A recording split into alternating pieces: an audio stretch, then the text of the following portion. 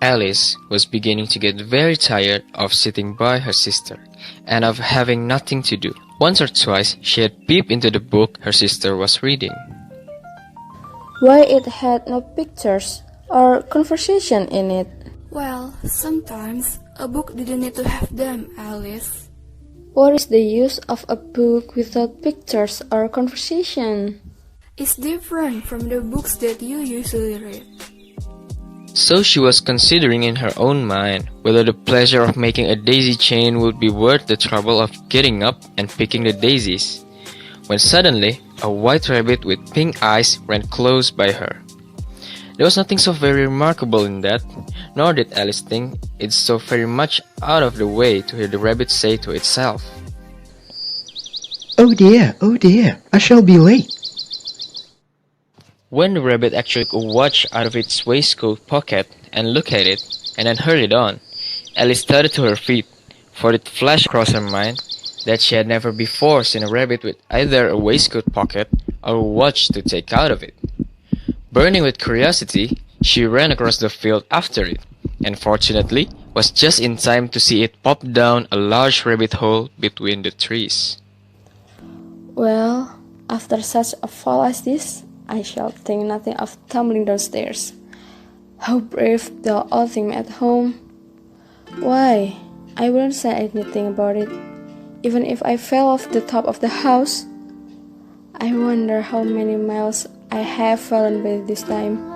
I must be getting somewhere near the center of the earth. Suddenly, the fall was over. The white rabbit was still in sight, hurrying down it. "Oh my ears and whiskers, how late it's getting!" There was not a moment to be lost. Away went Alice like the wind. But then, the rabbit was no longer to be seen. There were doors all around the hall, but they were all locked. Then, she came upon an open little door about 15 inches high. She knelt down and looked along the passage into the loveliest garden you ever saw. How she longed to get out of the dark hall and wander about among those beds of bright flowers and those cool fountains, but she could not even get her head through the doorway. For, you see, so many out-of-the-way things had happened lately that Alice had begun to think that very few things indeed were really impossible. And then, Alice saw something under a table in the center of the hall. She went to the table and found a little bottle on it, and around the neck of the bottle was a paper label with the words "Drink Me" printed on it in large letters. It was all well to say "Drink me," but Alice was not going to do that in a hurry, for she had never forgotten that if you drink much from a bottle marked poison, it is almost certain to disagree with you, sooner or later. However, this bottle marked poison, so Alice ventured to taste it, and finding it very nice, she very soon finished it off. What a curious feeling! I must be shutting up like a telescope. And so it was indeed. She was now only 10 inches high, and her face brightened up at the thought that she was now the right size for going through the little door into that lovely garden. First, however, she waited for a few minutes to see if she was going to shrink any further. For it might end, in my going out altogether like a candle. I wonder what I should be like then. After a while, finding that nothing more happened, she decided on going into the garden at once.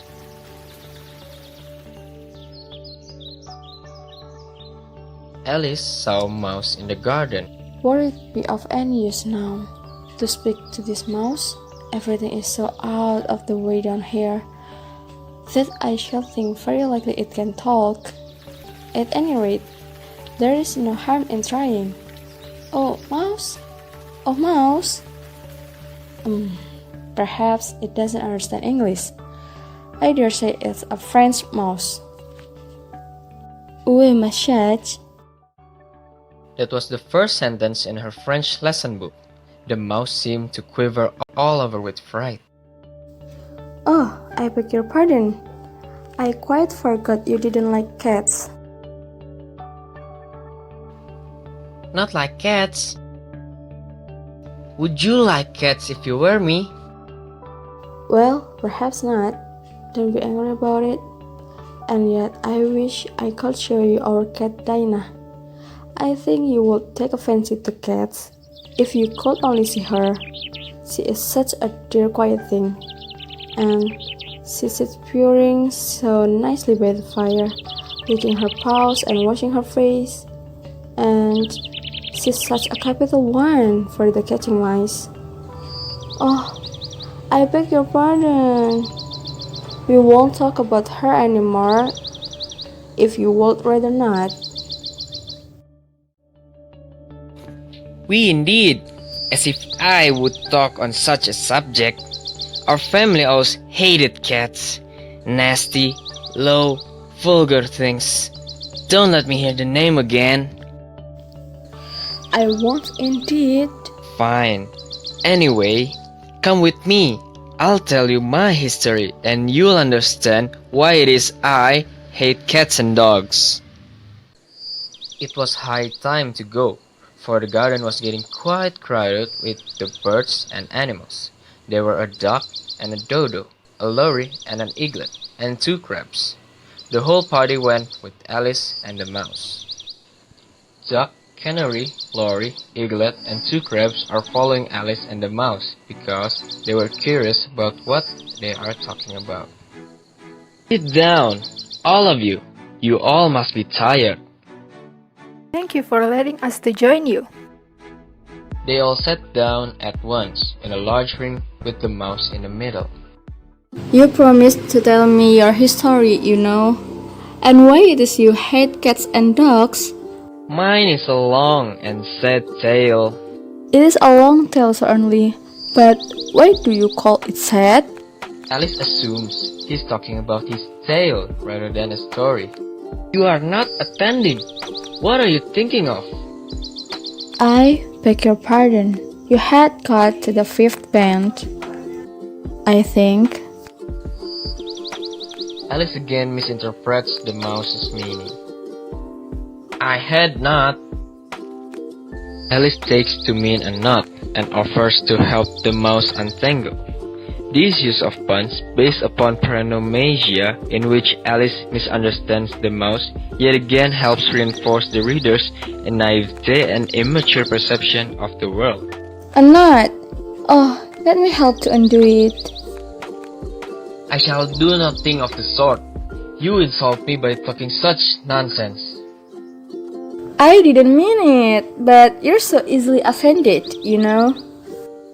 Please come back and finish your story. Yes, please do. What a pity. It wouldn't stay. Ah, my dear, let this be a lesson for you never to lose your temper. Hold your tongue, Ma. You're enough to try the patience of an oyster. I wish I had our Dinah here. I know I do. She would soon fetch it back. And who is Dinah, if I may venture to ask the question? Dinah is our cat, and she's such a capital one for catching mice you cannot think. And oh, I wish you could see her after the birds. Why? She will eat a little bird as soon as look at it. This speech caused a remarkable sensation among the party. Some of the birds hurried off at once. I really must be getting home. The night air doesn't sweet my throat. Oh, I also have to go home. It's high time for us all in bed. Alice was soon left alone. I wish I had not mentioned Dinah. Nobody seems to like her down here. And I'm sure she's the best cat in the world. Oh, my dear Dinah. I wonder if I shall ever see you anymore.